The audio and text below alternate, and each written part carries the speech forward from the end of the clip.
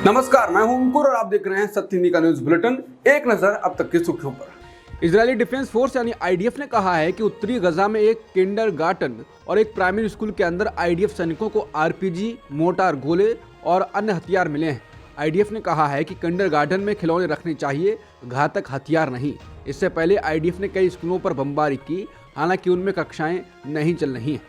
हालांकि फिलिस्तीनी समाचार एजेंसी वफा की रिपोर्ट के अनुसार दक्षिणी गजा में खान यूनिस शहर पर इजरायली बमबारी में कम से कम 26 फिलिस्तीनी मारे गए, जिनमें ज्यादातर बच्चे थे। गजा के सबसे बड़े अस्पताल अल शिफा से मिली रिपोर्टों के मुताबिक इजरायल की सेना ने इसे अगले 1 घंटे में खाली करने का आदेश दिया है। अल जजीरा और समाचार एजेंसी एएफपी ने फिलिस्तीनी डॉक्टरों के हवाले से ये जानकारी दी है। उन्होंने बताया है कि सैनिक अस्पताल परिसर की तलाशी ले रहे हैं। इजरायल का कहना है कि अस्पताल के नीचे बनी टनल में हमास ने अपनी कमान स्थापित की हुई है। हमास इस आरोप को गलत बताता है। अल शिफा गजा का सबसे बड़ा अस्पताल है। यहाँ कई विस्थापित लोगों ने शरण ली हुई है। इजरायल की सेना बीते कई दिनों से अल शिफा को घेरे हुए है।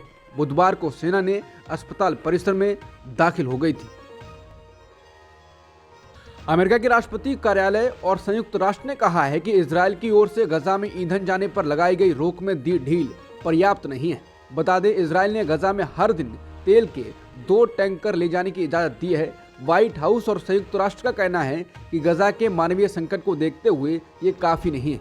इजरायल पर दुनिया भर से घेरेबंदी हटाने का दबाव बन रहा है। गजा की 2 प्रमुख टेलीकॉम कंपनी यानी कि पॉलटेल और जावाल ने बताया है कि गजा में मोबाइल फोन नेटवर्क को आंशिक तौर पर बहाल कर लिया गया है। इस बीच इजरायल की ओर गजा में बमबारी जारी है। बता दें, इससे पहले अमेरिका ने पहली बार संयुक्त राष्ट्र में इजरायल के खिलाफ आए प्रस्ताव पर अलग राह ली। गजा में मानवीय सहायता के लिए युद्ध रोकने की मांग वाले प्रस्ताव को सुरक्षा परिषद के किसी भी अस्थायी या स्थायी सदस्य ने रोकने की कोशिश नहीं की।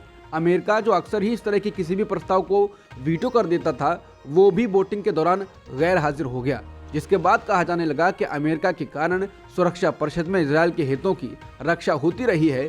लेकिन अब अमेरिका इस परंपरागत नीति से अलग ज्यादा दिख रहा है। इजरायल और हमास के बीच जारी युद्ध पर कांग्रेस ने शुक्रवार को नया बयान जारी किया है। कांग्रेस ने इजरायल की कार्रवाई को नरसंहार करार देते हुए इसकी निंदा की। कांग्रेस महासचिव जयराम रमेश की ओर से जारी बयान में कहा गया, 10,000 से ज्यादा लोग मारे गए हैं, जिनमें से आधे से ज्यादा हमारे बच्चे हैं। WHO ने दर्ज किया है कि गजा में हर 10 मिनट में एक बच्चा मारा जा रहा है। ये सब तब हो रहा है जब शीर्ष इजरायली नेतृत्व की ओर से नरसंहार के इरादे के बयान दिए जा रहे हैं। प्रधानमंत्री नेतन्याहू ने खुद गजा के कुछ हिस्सों को मलबे में बदलने का आह्वान किया है और पुरुषों, महिलाओं और बच्चों की बेतहाशा हत्या को कोलिटरल डैमेज कहा है। पश्चिम बंगाल की मुख्यमंत्री ममता बनर्जी ने शुक्रवार को भाजपा के नेतृत्व वाली केंद्र सरकार पर भारतीय क्रिकेट टीम सहित देश भर के विभिन्न संस्थानों का भगवाकरण करने का प्रयास करने का आरोप लगाया, जिनकी प्रैक्टिस जर्सी अब भगवा रंग की है। सेंट्रल कोलकाता के पोस्ता बाजार में जगधात्री पूजा के उद्घाटन के अवसर पर बोलते हुए कहा, वो पूरे देश को भगवा रंग में रखने की कोशिश कर रहे हैं। हमें अपने भारतीय खिलाड़ियों पर गर्व है और मुझे विश्वास है कि वो विश्व कप में चैंपियन बनेंगे। लेकिन भाजपा वहां भी भगवा रंग लेकर आए और हमारे लड़के अब भगवा रंग की जर्सी में अभ्यास करते हैं। मेट्रो स्टेशन को भगवा रंग में रंग दिया जाता है, ये हमें अस्वीकार्य है।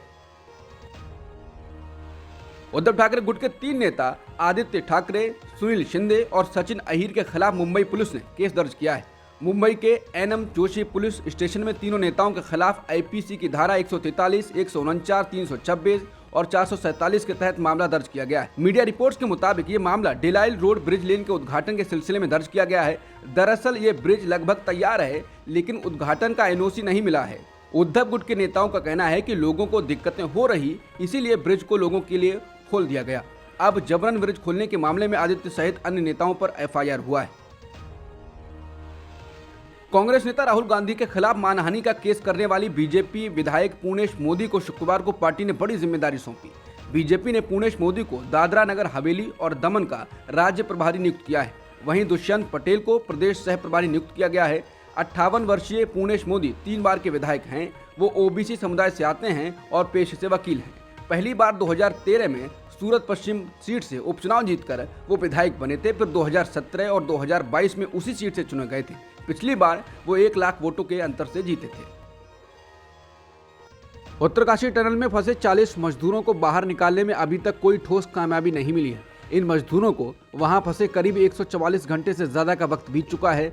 मजदूरों को निकालने का काम देख रहे लोगों के मुताबिक अभी तक मजदूरों को टनल से सुरक्षित बाहर निकाले जाने वाले पाइप को 24 मीटर तक मलबे में ड्रिल किया जा चुका है। वहीं 6 दिनों से चल रहे उत्तराखंड सुरंग बचाओ अभियान में एक और रुकावट आ गई। अधिकारियों ने कहा कि रात 2:45 के बाद ड्रिलिंग ऑपरेशन रोक दिया गया और विशेषज्ञों की एक बैठक बुलाई गई। कहा गया कि रात के दौरान अधिकारियों और सुरंग के अंदर काम कर रही टीम को बड़े पैमाने पर क्रैकिंग की आवाज सुनाई दी, जिससे सुरंग में और साथ ही काम कर रही टीम में दहशत फैल गई और इस वजह से सुरंग के अंदर पाइप डालने की गतिविधि रोक दी गई।